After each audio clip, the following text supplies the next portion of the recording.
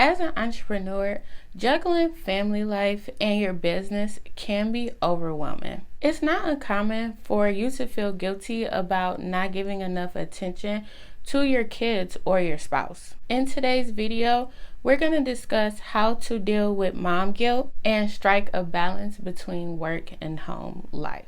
If you're new here, I'm Bree, and this channel is all about being a mom and entrepreneur and bringing you to your highest self. So definitely stay tuned and let's go ahead and get into the first tip. The first tip to deal with mom guilt as an entrepreneur is to set boundaries. You want to make sure that you are setting realistic goals.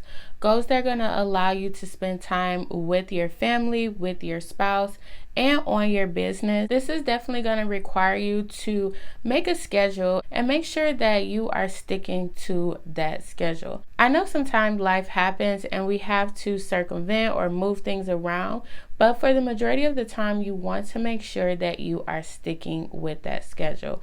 Having a schedule, planning your days out the night before is going to give you the best chance of getting the things done that you need to get done during that day. With that, this is going to require you to have to say no. You're going to have to say no to family and friends, and the time that you have scheduled out for your business or your family or even your self-care time, you have to stick to it, because what you're going to do is not stick to your schedule and stick to your goals and your plans and bring up feelings of regret. And that's going to open up a whole nother can that we can just avoid by saying no, not worrying about how it's going to affect that other person. Except for maybe your spouse and kids, you might have to be more gentle or be more understanding of what that person is asking you to do, and maybe offer an alternative to what they're asking you if it's something that you can't actually do at that moment because you need to stick to your schedule. Making sure that the people in your life are on board with you and are aware of your schedule and what you're trying to accomplish is going to help you as well.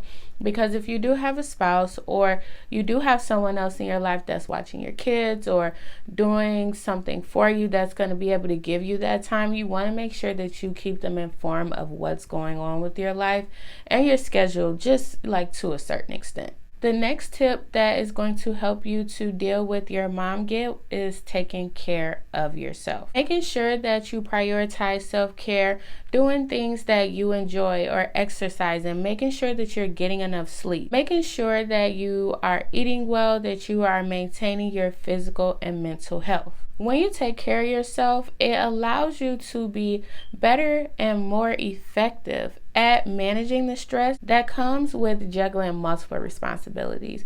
And I do have a video that I'll put at the end that shares self-care tips that you can do as a mom. But you have to make sure that you're taking care of you first before you take care of your business or your family or your spouse or whatever else is in your life. Because if you're trying to pour from an empty cup, it's not going to work, and it's going to affect everything in your life. So you might as well just go ahead and get it out the way.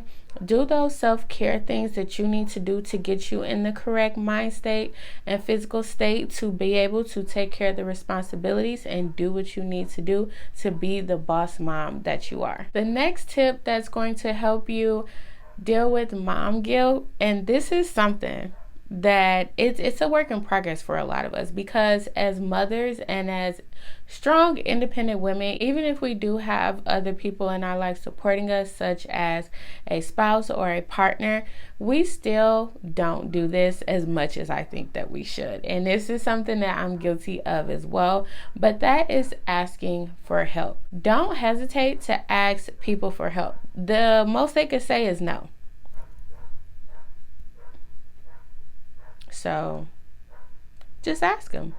Either they can help you or they can't. At least if you ask them, you can know that you did all that you could, and then you might have to rearrange things to better fit a schedule. Maybe they can't help you today, but they can help you in the future or help you on a different day. So always make sure that you are asking for help. You can ask your family members, your friends, or if you have the capability, hire someone to take care of certain responsibilities, hire a babysitter, or pay one of your family members to maybe babysit your kids for an hour or two while you get responsibility done, or ask grandma and grandpa to take the kids. Say, hey, I need to work on my business. I need to do this.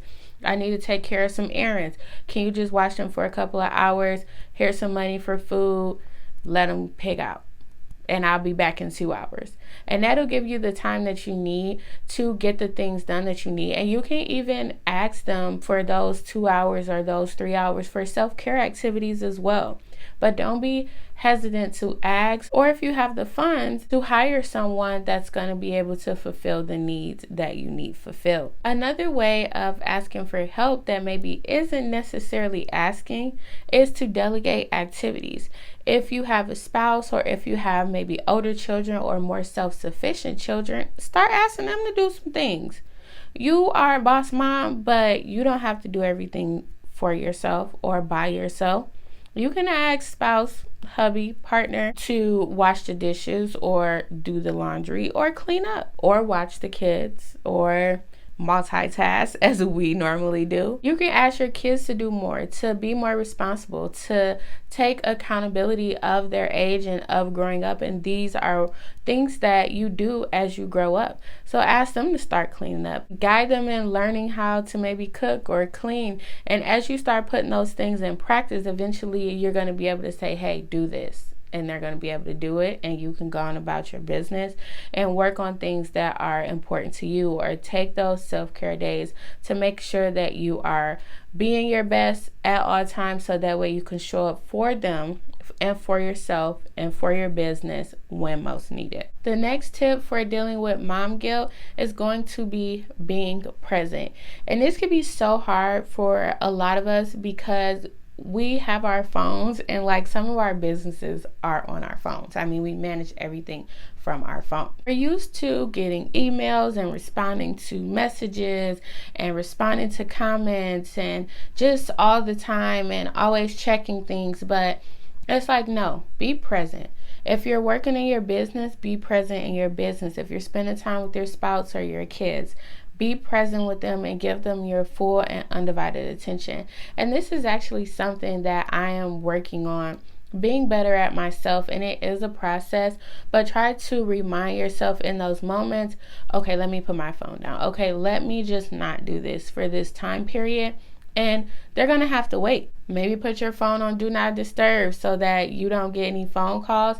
Or if you have an assistant or other people that are working with you or in your life, let them know, hey, at this time, I'm not going to be available. If it's not an emergency, then you're probably not going to be able to reach me. Maybe have those most important people that are on your list. So if your phone is on do not disturb, that it'll still come through when they call, and you'll know that it's an emergency if they're trying to reach you. Hopefully, it is not disturbing your time that you have set out to address those specific activities. The next tip for dealing with mom guilt is going to be reminding yourself of why you went into business, why you became an entrepreneur in the first place. You want to think about why you became an entrepreneur in the first place and what success looks like to you and how you have to get to that success. And you thought of these things already. So just remind yourself and visualize and manifest that this is what it's going to be. And remind yourself that this is for your family's future.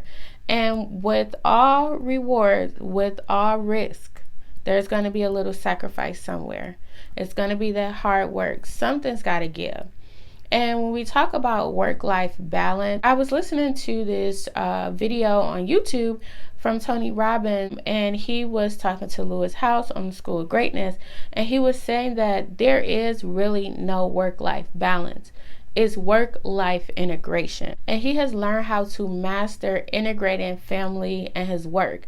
And I think a couple of his kids actually work for him and continue to do some of his work and move his legacy along. Work-life integration, but also making sure that you are reminding yourself that this is for them and this is something that they can take on as I move along in life, and I'm not hearing more in this lifetime, and they can have something to be proud of, or at least understand where I was coming from and know and see the fruits of my labor, of the sacrifice, and be proud of that. Because everyone and all kids aren't going to understand it when they're young, but when they get to a level of maturity and real understanding, if you did what you were supposed to do and it benefited them or it benefited others, they're going to see the value in that. And they're going to congratulate you and be proud of you for what you had to do. And even though they didn't understand it at one point, they will come to understand it at some point. Reaffirming these beliefs is motivating. It is self-propelling.